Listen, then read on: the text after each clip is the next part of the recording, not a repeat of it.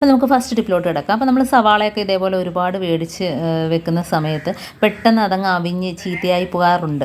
ആ സമയത്ത് നമുക്ക് ചെയ്യേണ്ടുള്ള ടിപ്പെന്ന് പറഞ്ഞാൽ, നമുക്ക് ഇതേപോലെ ന്യൂസ് പേപ്പറോ ഏത് പേപ്പറാണേലും കുഴപ്പമില്ല, കുറച്ച് ഇതേപോലെ ഒന്ന് കഷ്ണങ്ങളാക്കി ചെറിയ ചെറിയ കഷ്ണങ്ങളാക്കിയതിന് ശേഷം നമുക്ക് സവാളയിലോട്ട് ഇതേപോലെ ഇട്ട് കൊടുക്കുകയാണെങ്കിൽ ആ ഈർപ്പമൊക്കെ ഈ കടലാസങ്ങ് വലിച്ചെടുത്തോളൂ കേട്ടോ. അപ്പോൾ സവാള ഒട്ടും ചീഞ്ഞു പോകാതെ എപ്പോഴും നല്ല ഫ്രഷായിട്ട് തന്നെ ഇരിക്കും. ഇതേപോലെ പേപ്പർ കഷ്ണം ഇട്ട് കൊടുത്താൽ മതി.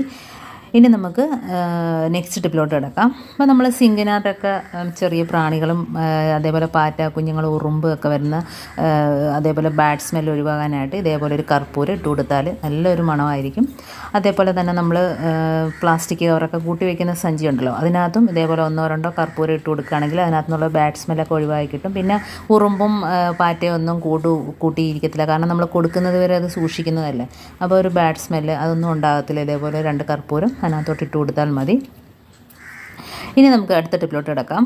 അപ്പോൾ നമ്മൾ ഉഴുന്ന് പരിപ്പൊക്കെ ചീത്തയാകാതിരിക്കാനായിട്ട് നമുക്കതിനകത്ത് 2 വറ്റൽമുളക് ഇട്ട് കൊടുത്താൽ മതി. ഉഴുന്ന് പരിപ്പിനകത്ത് ഉണ്ടാകുന്ന ഒരു ചെറിയൊരു പ്രാണികളൊക്കെ ഇല്ലേ, അപ്പോൾ അതൊന്നും ഉണ്ടാകത്തില്ല. ഇതുപോലെ 2-3 വറ്റൽമുളക് എത്രമാത്രം ഉഴുന്ന് ഉണ്ടോ അതിനനുസരിച്ച് നമുക്ക് അതിനകത്തോട്ട് വറ്റൽമുളക് ഇട്ട് കൊടുക്കാം. ഇതിപ്പോൾ കുറച്ച് മാത്രമേ ഉള്ളൂ. ഇപ്പോൾ ഞാൻ 2 വറ്റൽമുളക് ഇട്ട് കൊടുക്കുന്നുണ്ട്. എന്നിട്ട് അതിനകത്തൊന്ന് ഇറക്കി വെച്ച് കൊടുത്താൽ മതി.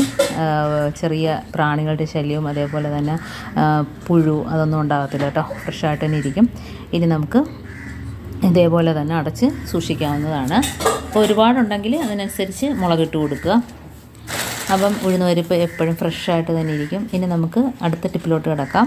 ഇനി കുട്ടികളൊക്കെ നമ്മൾ പെൻസിലെടുത്ത് ബുക്കിലൊക്കെ വരച്ചതിന് ശേഷം മായ്ക്കണമെങ്കിൽ ഇതേപോലെ ആ പെൻസിലിനകത്ത് തന്നെ 2 റബ്ബർ ബാൻഡ് ഇതേപോലെ ഒന്ന് ഇട്ട് കൊടുക്കുകയാണെങ്കിൽ നമുക്ക് മായ്ക്കട്ട ഇല്ല എങ്കിൽ ഇറേസർ ഇല്ല എങ്കിൽ നമുക്ക് ഇതേപോലെ ചെയ്താൽ മതി. കുട്ടികളുടെ അടുത്ത് പറഞ്ഞു കൊടുക്കുമ്പോൾ അത് അവർ ഇതേപോലെ തന്നെ കൊച്ചു കുട്ടികളൊക്കെ ആണെങ്കിൽ ഇതേപോലെ ചെയ്തോളും. കാരണം അവർ എഴുതുമ്പോഴത്തേന് പെൻസിൽ വെച്ചൊക്കെ എഴുതുമ്പോഴത്തേന് തെറ്റുമല്ലോ, അക്ഷരങ്ങളൊക്കെ തെറ്റി വരുമ്പോഴത്തേനൊക്കെ പെട്ടെന്ന് മായ്ക്കാൻ ഇതേപോലെ 2 റബ്ബർ ബാൻഡ് നമ്മൾ പെൻസിലിൻ്റെ ബാക്കിലായിട്ട് ഇട്ട് കൊടുക്കുകയാണെങ്കിൽ വളരെ എളുപ്പത്തിൽ നമുക്ക് മായ്ക്കട്ടയൊന്നും തപ്പിയെടുക്കാതെ നമുക്ക് പെട്ടെന്ന് മായ്ക്കാനായിട്ട് പറ്റും.